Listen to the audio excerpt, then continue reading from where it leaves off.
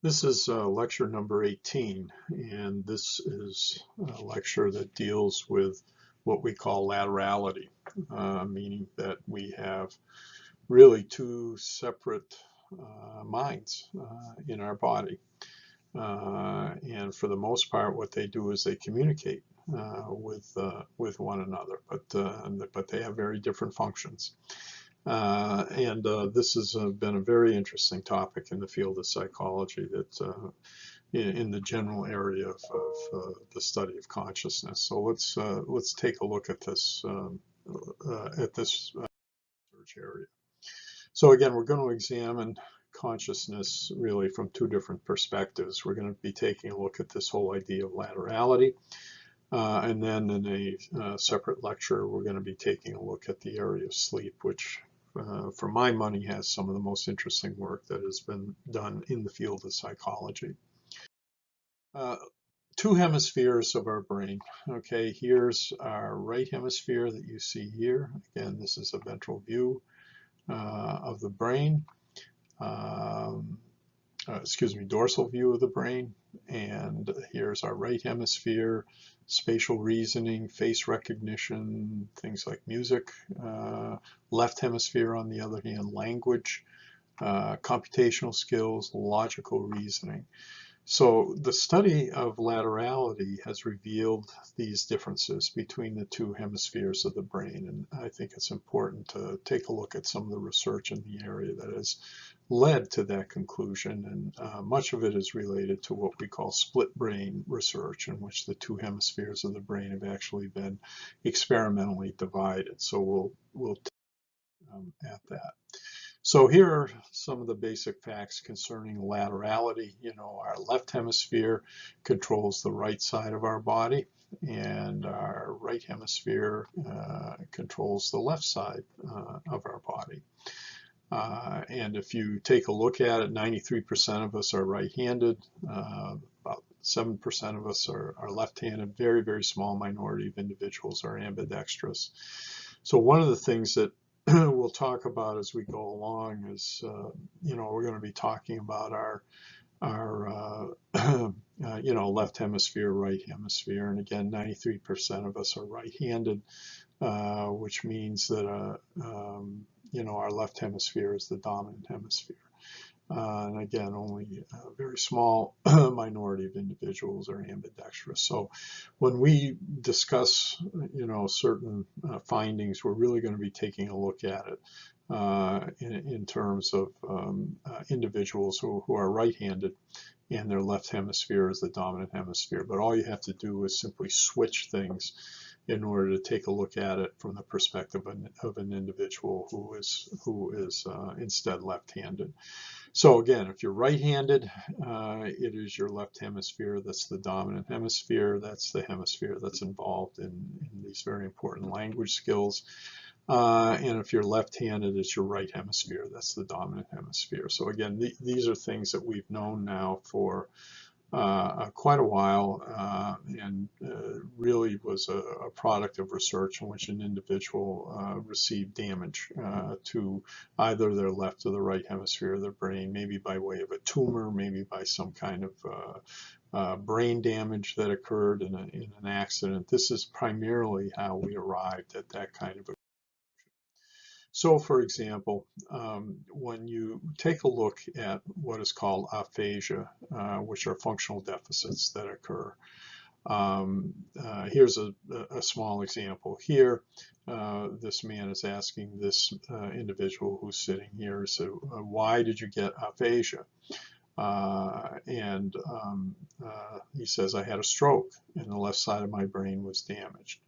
So when that occurs, when there's a stroke, maybe some kind of injury to the brain, infections, some kind of inflammation of the brain, tumors in the brain, what we know is that damage to the brain can produce aphasia, and that's the loss of the ability to understand or express speech. And when that occurs in the left side of the brain, that is when this aphasia occurs in terms of language and speech.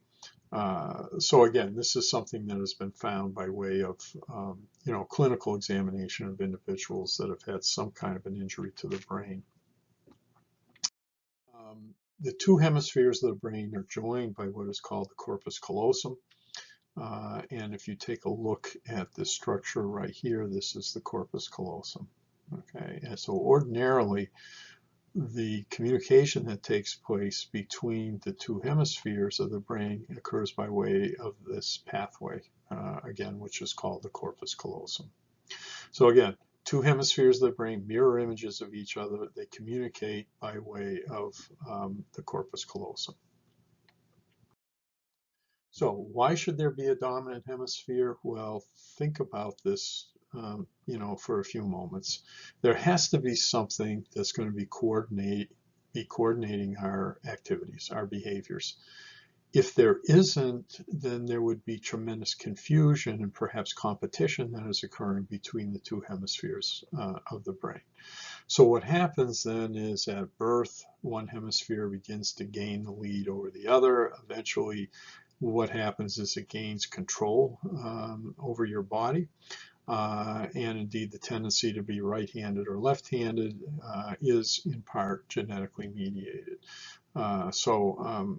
Again, there's good adaptive kinds of reasons as to why there is this dominant hemisphere, but at the same time, there's this coordination that occurs between the two hemispheres. Some of the most groundbreaking research that has been done in the area of laterality was research that was done by Roger Sperry at Harvard University some years ago, in which he restricted visual information to one hemisphere in cats. And if you take a look at this figure that you see here, here is a cat in which the corpus callosum has been cut. As you see here, this is a transection, surgical cut of the corpus callosum and the optic chiasm. If you put a blindfold on the right eye and you have this image, in this case it's that of a rat, that can be perceived by way of the left eye, again because it's uncovered. That information ordinarily is going to go to both hemispheres, but it only in this case goes to the left hemisphere. So that's the basic model that we're going to be taking a look at, and we're going to take a look at what happens in that kind of a situation in terms of learning a very simple task. This is a schematic illustration that shows Roger Sperry's groundbreaking split brain experiment. And let's go through this piece by piece because it's very important for you to understand it. Here is a cat that has a blindfold on its right eye. The corpus callosum has not been cut. Okay, so this is our control cat.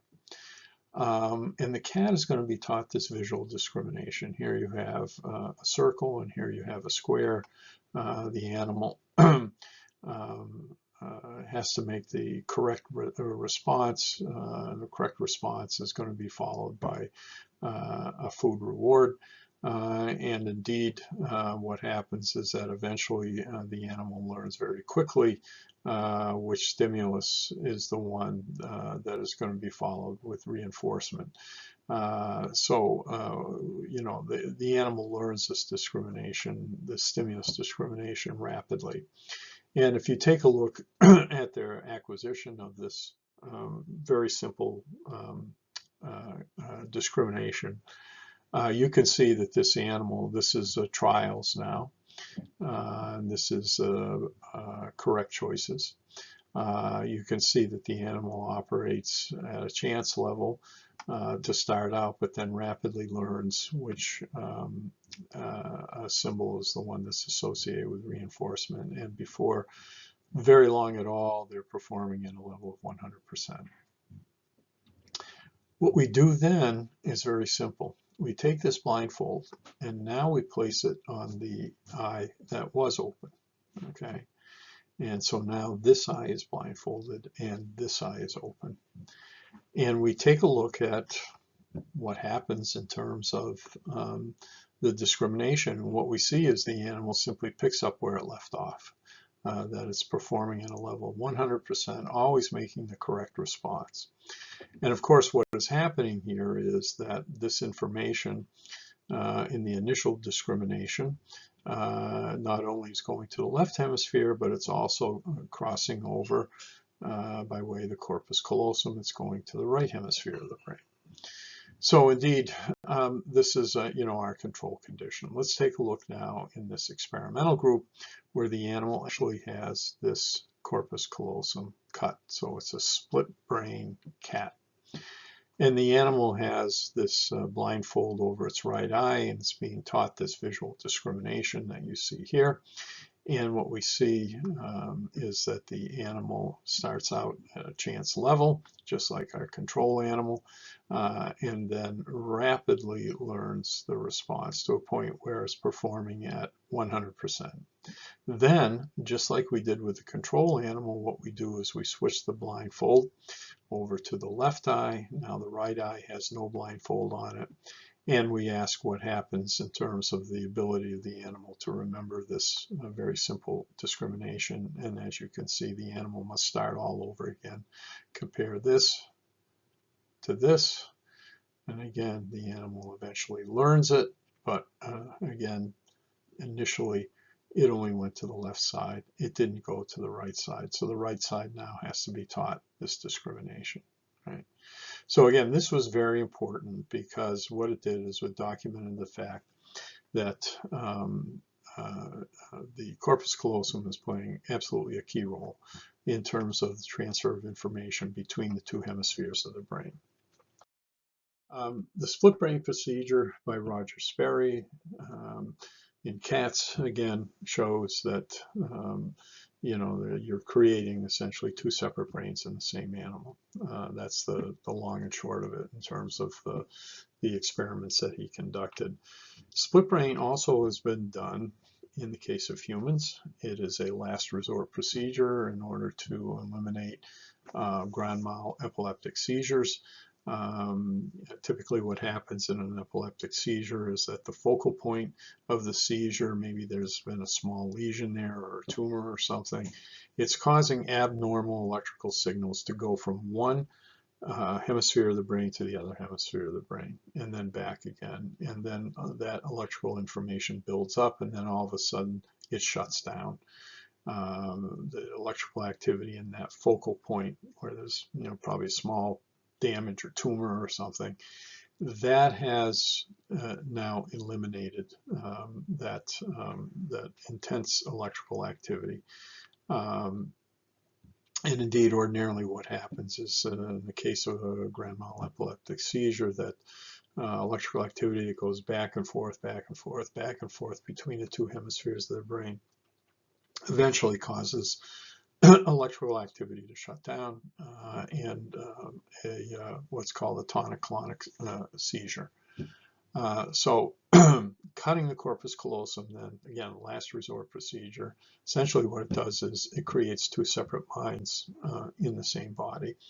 And lots of very interesting evidence that suggests that this is the case. For example, in individuals that have a split brain, there's very little coordination that's taking place between the left and the right side. And for example, a man who is getting dressed in the morning and pulling up his pants, maybe with his right hand, shortly after doing this and zipping up their zipper with their right hand, their left hand comes down and unzips the zipper and starts to pull the pants off. Again, there's no coordination that is taking place. Here is, a classic demonstration of this, of experiments with split brain patients. And again, it's really helped us to understand the nature of brain function in split brain individuals. So again, here's the basic problem, if you will, that we see here. Again, split brain individuals undergo surgery to cut the corpus callosum. Here's our corpus callosum that we see here. This is the main bundle of nerve fibers that is connecting the two sides of the brain. So, for example, input from the left field of view is processed by the right hemisphere and vice versa. So when we take a look at this, if you were to flash a word, in this case the word face, and again this is being flashed to a person with a split brain, if you flash it to the right field of view over here, and the individual is asked what they see, they say face. And the reason why they can do that is because the left hemisphere is dominant for verbal processing, and the patient can answer. The patient's answer matches the word. Okay, but now if the word is flashed to the left field of view, and that patient is asked what they saw, they say nothing. Okay. The right hemisphere can't share information with the left, so the patient is unable to say what they saw, but they can draw it. Again. So again, this is really good evidence for this, the changes that you see in the case of a split person, split brain individual.